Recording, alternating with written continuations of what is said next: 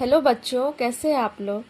तो आज का वीडियो स्टार्ट करने से पहले मैं आपसे सॉरी बोलना चाहूँगी, क्योंकि आज मैंने जो मोबाइल है वो अपने हाथ से पकड़ा हुआ है, क्योंकि और थोड़ा सा जो वीडियो है वो शेक करेगा। मैंने ना ये मैंने ट्राइपॉड स्टैंड मंगाया हुआ था, तो उसकी जगह ना ये सेल्फी स्टिक आ गया है, इसलिए मैं वीडियो बनाने में थोड़ा सा प्रॉब्लम हो रहा है। अगले वीडियो में पूरी तरह से ट्राई करूँगी कि मैं आपको अच्छे से दिखा सकूँ और वो शेक ना करे, ठीक है। तो आज हम लोग स्टार्ट करेंगे चैप्टर 4, जिसका नाम है काइंड्स ऑफ मटेरियल्स। तो देखिए, इसको स्टार्ट करने से पहले कुछ क्वेश्चंस पूछती हूँ आपसे। पहला क्वेश्चन है, क्या आपने सोचा है कि आपका जो स्कूल बैग है क्या वो ग्लास का बन सकता है, या फिर आप पेपर के ग्लास या बोतल में पानी पी सकते हैं। तीसरा सवाल ये है, वुड मीन्स लकड़ी, स्टोन पत्थर, नेल कांटी, इन तीनों में चीज़ों में से पानी में कौन सा तैरेगा, कौन सा फ्लोट करेगा, सोच के बताइए। बच्चों, जो आपका स्कूल बैग है वो कांच का नहीं बन सकता है, क्योंकि वो इजीली ब्रेकेबल होता है। आपको पता ही होगा कि कांच जो है वो आसानी से टूट जाता है। और दूसरा, जो पेपर है वो क्या करता है, वाटर को एब्जॉर्व करता है, तो उसमें पेपर का कभी भी ग्लास या फिर बॉटल नहीं बन सकता है। बॉटल मोस्टली आपका देखोगे तो प्लास्टिक का बनेगा, एल्युमिनियम का बनेगा, या फिर स्टेनलेस स्टील, ये सब चीज़ों से मिलके बोतल बनता है। और तीसरा क्वेश्चन मैंने पूछा था कि कौन सा फ्लोट करेगा ना, वुड, नेल या स्टोन। तो इसमें इसका आंसर है वुड। वुड इसलिए क्योंकि वो लाइटर है, लाइटर देन वाटर, जो वाटर से लाइटर है वो फ्लोट करेगा। और नेल और जो स्टोन है वो वाटर से हैवियर है, तो वो सिंक कर जाएगा, उसमें डूब जाएगा, ठीक है। अब हम लोग यहाँ पे फर्स्ट टॉपिक पढ़ने जा रहे हैं, ठीक है। फर्स्ट टॉपिक है हमारा ऑब्जेक्ट। ऑब्जेक्ट क्या है? Anything that can be seen or touched, have a mass or a occupy a space and made of one or more material is called as an object. कोई भी ऐसा चीज जिसे हम देख सकते हैं, उसे टच कर सकते हैं, उसका कोई वेट होता है, वजन होता है, वो किसी भी स्पेस को ऑक्यूपाई करता है, एंड एक से ज्यादा चीजों से बना हुआ रहता है, मटेरियल से बना हुआ रहता है, made of one or more material is called as an object. ये क्लियर हो गया आपको? देखिए, इसका एग्जाम्पल है चेयर। चेयर किससे बनता है? वुड से बनता है। चेयर प्लास्टिक से भी बनता है। बोतल हो गया, बोतल प्लास्टिक से भी बनता है। फिर मैंने एग्जाम्पल दिया एल्युमिनियम, स्टेनलेस स्टील, ये सारे एग्जाम्पल हो गए। स्पून हो गया स्टील। ग्लास, ग्लास से ही बनता है, कांच का ग्लास।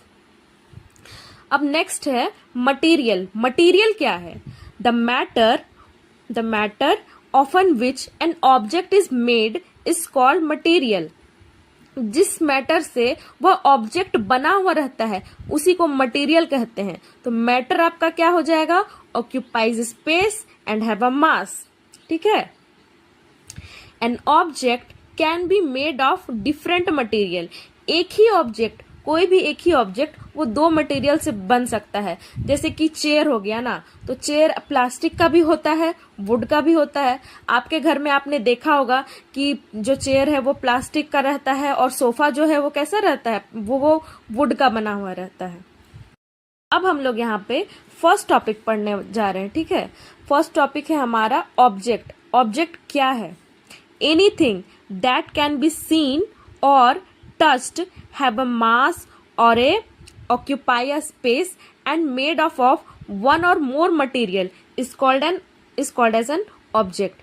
कोई भी ऐसा चीज जिसे हम देख सकते हैं, उसे टच कर सकते हैं, उसका कोई वेट होता है, वजन होता है, वो किसी भी स्पेस को ऑक्यूपाई करता है, एंड एक से ज्यादा चीजों से बना हुआ रहता है, मटेरियल से बना हुआ रहता है, made of one or more material is called as an object. ये क्लियर हो गया आपको? देखिए, इसका एग्जाम्पल है चेयर। चेयर किससे बनता है? वुड से बनता है। चेयर प्लास्टिक से भी बनता है। बोतल हो गया, बोतल प्लास्टिक से भी बनता है। फिर मैंने एग्जाम्पल दिया एल्युमिनियम, स्टेनलेस स्टील, ये सारे एग्जाम्पल हो गए। स्पून हो गया स्टील। ग्लास, ग्लास से ही बनता है, कांच का ग्लास। अब नेक्स्ट है मटेरियल। मटेरियल क्या है?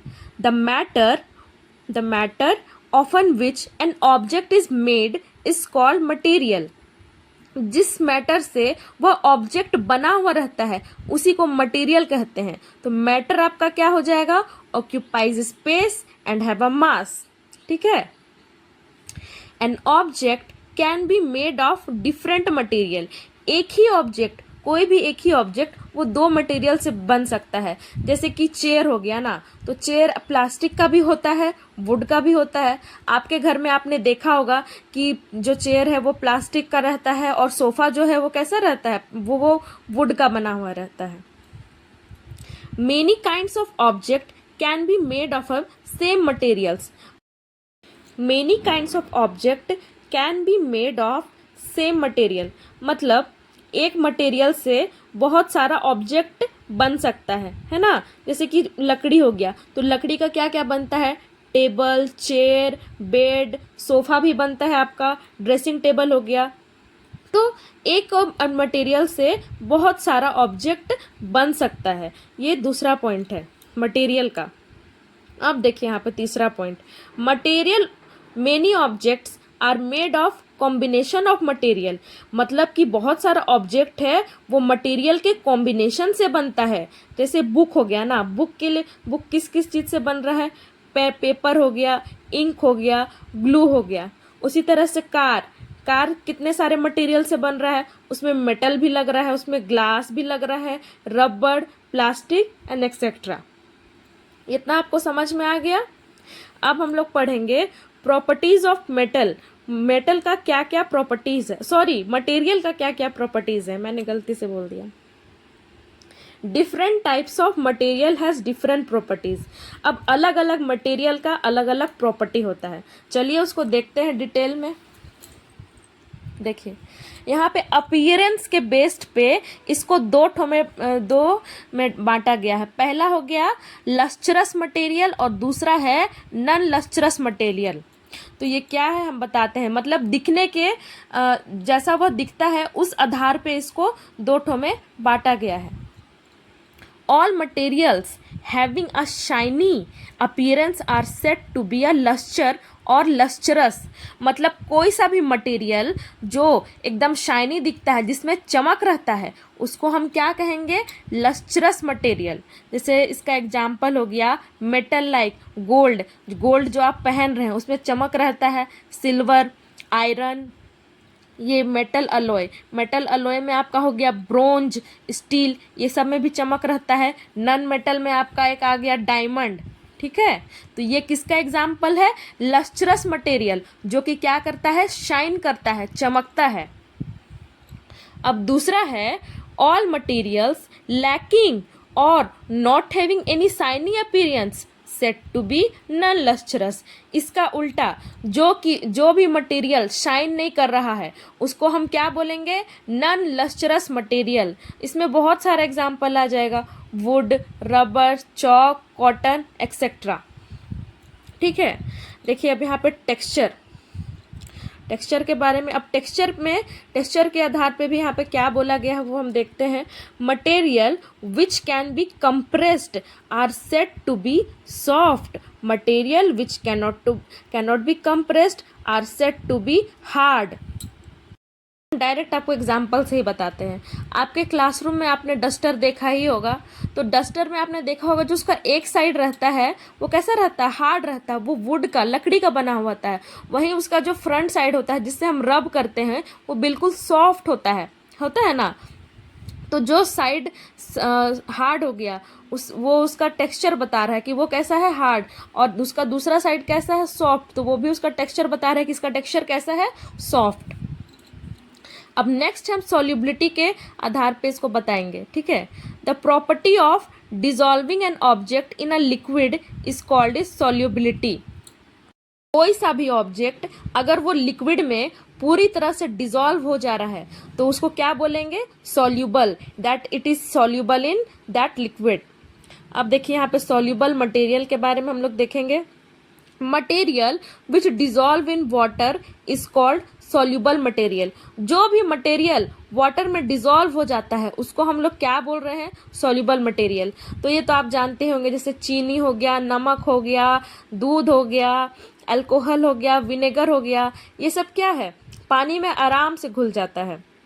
गैस में आपका देख लीजिए, गैस में आप ऑक्सीजन, कार्बन और कार्बन डाइऑक्साइड, ये सब भी पानी में आराम से घुल जाता है। ठीक है, अब हम लोग देखेंगे इनसॉल्युबल मटेरियल। वैसा मटेरियल जो पानी में नहीं घुलता है उसको हम क्या बोल देंगे, insoluble material. Which are not soluble in water are called as insoluble material. इसका एग्जांपल हो गया सॉलिड में, जैसे सैंड हो गया, चॉक पाउडर हो गया, ये सब क्या है, पानी में नहीं घुलेगा। लिक्विड में जैसे आपका हेयर ऑयल हो गया, पेट्रोल हो गया, कुकिंग ऑयल हो गया, ये भी पानी में नहीं घुलेगा। Gases like nitrogen, helium, neon, etc. are also not soluble in water. अब नेक्स्ट हम लोग देखेंगे density. An ability to float and sink in water is called as its density. मैंने आपसे चैप्टर के स्टार्टिंग में क्वेश्चन पूछा था ना कि वाटर, स्टोन और नेल्स में कौन सा पानी में फ्लोट करेगा, तो मैंने क्या बताया था कि वुड फ्लोट करेगा, लकड़ी। क्यों? क्योंकि उसका वेट लाइटर है, किससे, वाटर से। तो अभी हम लोग इसी के बारे में पढ़ेंगे। Material which are heavier denser than water. जो भी मटेरियल वाटर से कैसा है, डेंसर है, हैवियर है, वो सिंक कर जाएगा, क्या करेगा, डूब जाएगा। व्हेन ड्रॉप्ड इन वाटर, जब उसको पानी में फेंकेंगे तो वो डूब जाएगा। उसका एग्जाम्पल हो गया stone, glass, iron nails, metal and keys et cetera. Material which are lighter than water, जो पानी से क्या है, हल्का है, और do not sink in water, जो कि पानी में नहीं डूबता है, जो फ्लोट करता है। When dropped in a water, example हो गया आपका वुड, ड्राई लीव्स, ऑयल, ये सब क्या है, पानी में नहीं डूबेगा, वो क्या करेगा, फ्लोट करेगा। इतना दूर तक आपको सब कुछ समझ में आ गया। अगर आपको कोई भी डाउट है तो आप मुझसे वो कमेंट सेक्शन में पूछ सकते हैं, या फिर कुछ भी आपको मेरे से पूछना है तो आप मुझे कमेंट कर सकते हैं, मैं आपको सबका जवाब दूंगी। Transparency is a property of a material which tells whether we can see through the object or a material or not.